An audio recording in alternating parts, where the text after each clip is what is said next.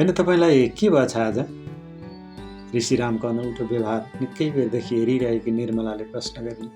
धेरै चिन्ता परेको बेला मात्रै मैले तपाईँलाई यस्तो छटपटीमा देखेकी हुँ। नबोलेर किन जित्नुहुन्छ? घरि कमिज लगाउने, घरि खोल्ने, घरि सुरुवाल माथि लुङ्गी बेर थ्याच्च ओछ्यानमा बस्ने, अनि के बिर्से जस्तो के सम्झे जस्तो गरिरहेको लोग्ने देखेर सशङ्कित भएकी छिन् सुशीला।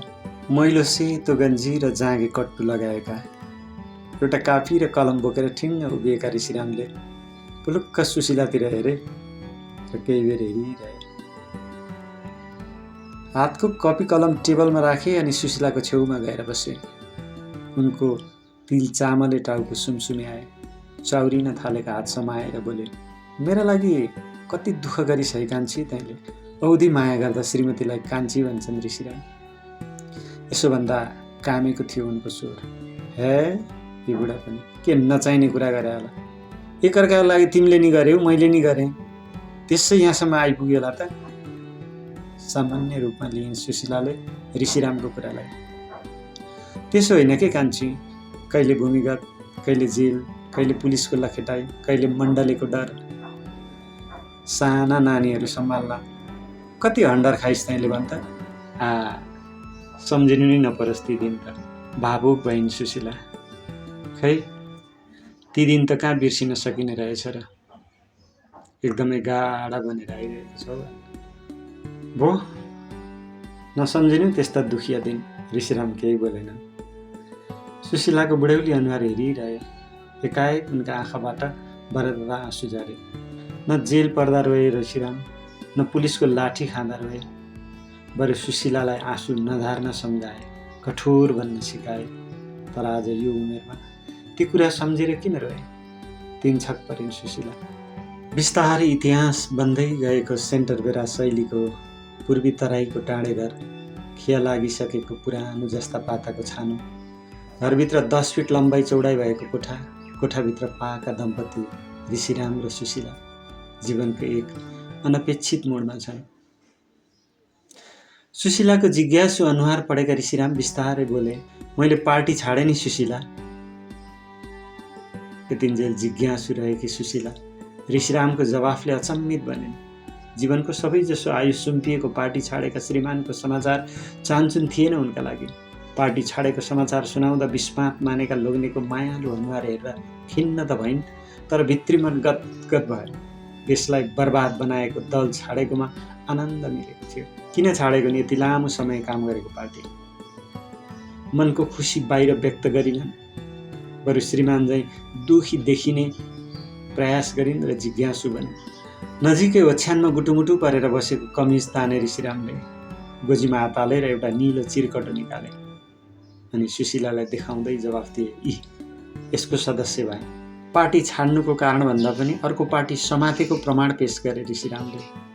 सुशीलाले सदस्यता रसिद हातमा लिइन्, कनीपुथी पढिन्।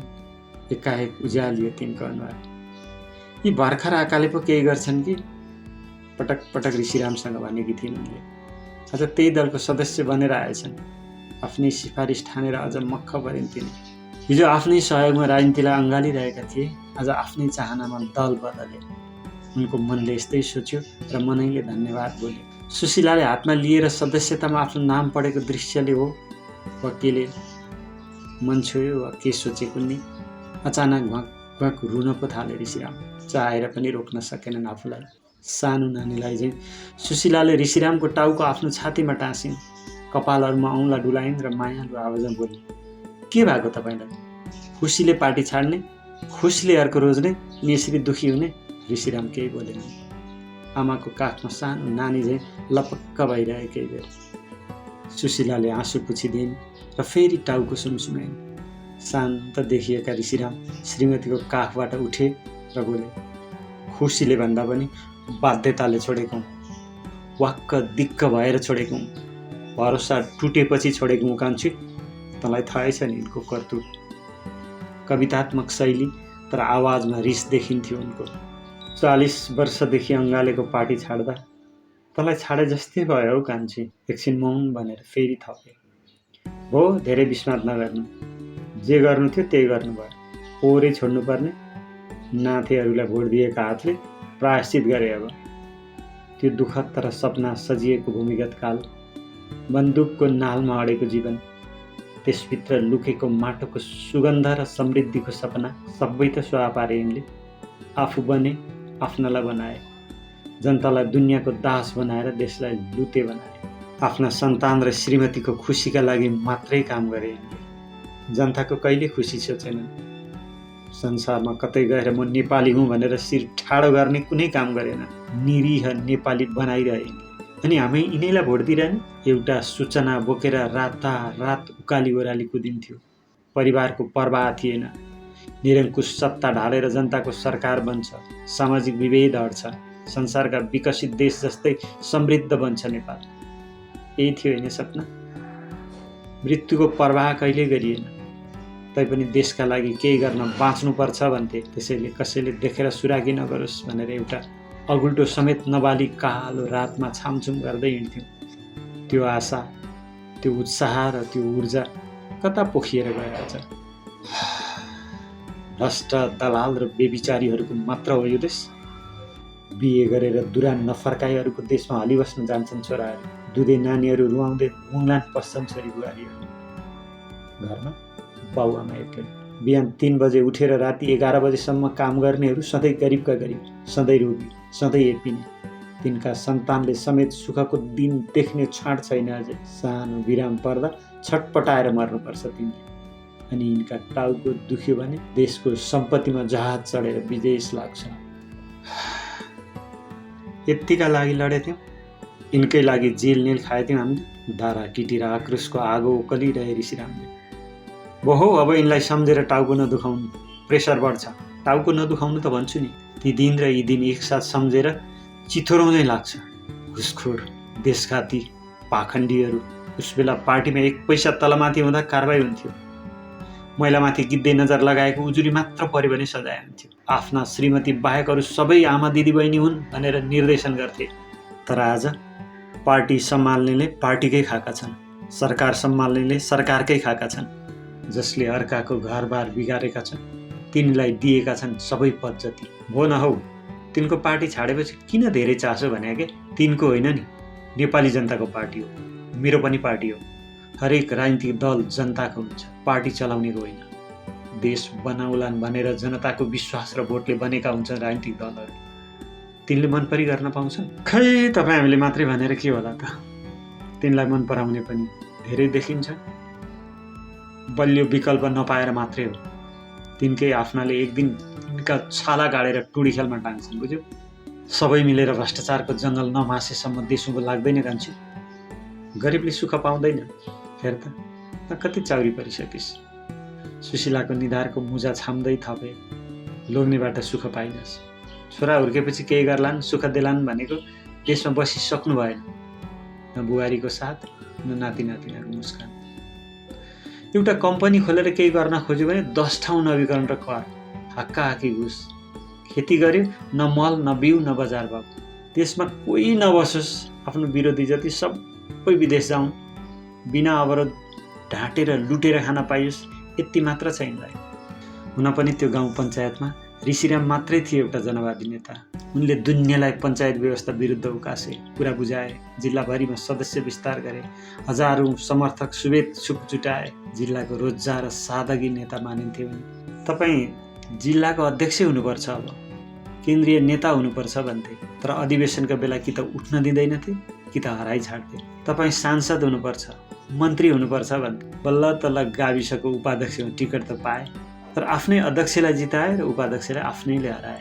त्यो 2047 को परिवर्तन पछिको विकृति सम्झिँदा रगत उम्लिन्छ। भूमिगत कालमा प्रहरीलाई सुराकी दिएर आफूलाई पक्राउन र मार्न उक्साउनेहरू ग्वार्ती आए पार्टीमा। मुख्य पद तिनैले लिए। त्यस्तै मान्छेहरू मिलेर गुट बनाए। शिक्षा क्षेत्रमा विकृति छ, तिनकै कारण बोल्न नपाउने। उद्योग, व्यापार, व्यवसाय जताततै अनगिन्ती व्यतिथि छन्, तर आफ्नो पार्टीका व्यापारीका कारण बोल्नै दिँदैन। सडक, पुल, पुलेसाको कुरै निकाल्नुहुन्न। पार्टीका ठेकदारहरू पाखुरा सुर्किन आउँछन्, बोल्यो कि पोल्छन्। पार्टीका साथीहरूको त सानोतिनो गल्तीलाई ढाकछोप पो गर्नुपर्छ त भन्छन्। अपराधलाई सानोतिनो त्रुटि भनिदिन्छन्। गाडीवाल, सम्पत्तिवाल, ठेकेदार खोजिन् नेतृत्व सुम्पिने संस्कार बनेपछि इमान र नैतिकताले कहाँ बास पाउँथ्यो र? माथिका नेताले तिनकै कुरा सुन्ने, तिनको व्यापार व्यवसायमा असर पर्ने कुरा नउठाऊ, तिनलाई कारबाही गरेर पार्टी चल्दैन भनेर आदेश दिने। पार्टी पाल्ने तिनै, नेता पाल्ने तिनै, गुन्डा पाल्ने तिनै। हामी त केही नै कामका।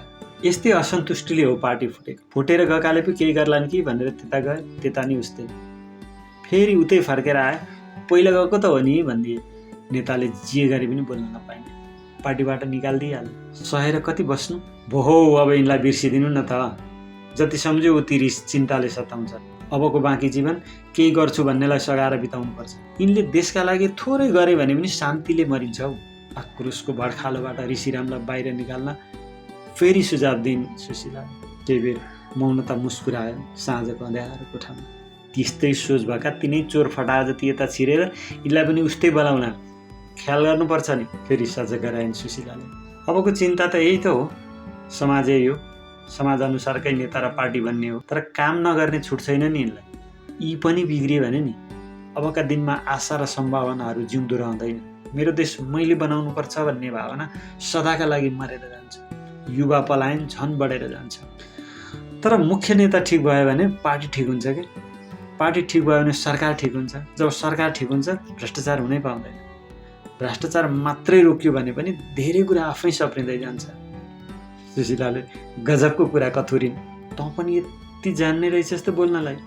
सुशीलाका कुरा सुनेर अचम्ममा परे ऋषिराम।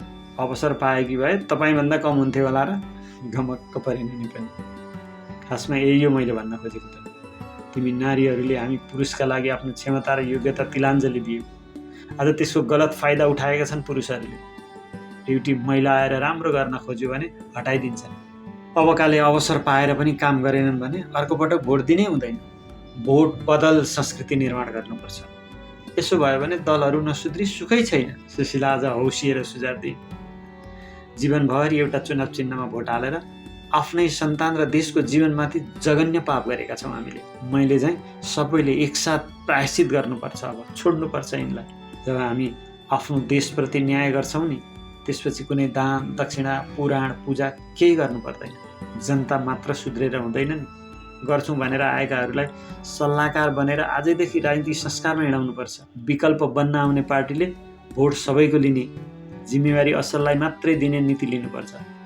आए जति सबैलाई नेता बनाउने, अघि सर्ने जति सबैलाई टिकट दिने हो भने फेरि उस्तै भ्रष्ट र व्यभिचारी नै आउँछन्। यति लामो राजनीतिक जीवनकालमा तर म कहिले यसरी राजनीतिक गफ गरेका थिएनौँ है सुशीले। अनौठो लागेछ आज। उत्साहित भए ऋषिराम। धेरै अनौठो नमान्नु, तपाईँकै सङ्गतले त हो। बरु रात पर्यो, भात खाँदै बात मार्नुला, जाउँ भान्सामा। सुशीलाले बाहिरको कालो अँध्यारोतिर आँखा लगाउँदै बोली। खै किन हो? अलिकति कोदोको पञ्चामृत चाखौँ पो लाग्यो हो कान्छी। अलिकति उत्साही र अलिकति लजालु भएर चाहना पोखे ऋषिरामले। लौ यी बुढा त के कुरा गरेको? माइखोलाको कसम खाएर गन्देजोल छाडेको होइन उहिले? अब 20 वर्ष पहिले रक्सी छाडेको, अहिले पार्टी। समय र विषय फरक हो नि कान्छी। मनाउन खोजे उनले। गन्दे पार्टी चाहिँ छाड्ने अनि गन्दे झोल थाल्ने त हुँदैन। खुरुक भात खान हिँड्नु। हातमा तानेर उठाइन् र भित्र लगिन्। गजबको कुरा गरिस्। अट्टासले हाँस्दै सुशीलाको पछि लागेर भान्सामा छिरे दबिराम। बाहिर निष्पट्ट अँध्यारो थियो।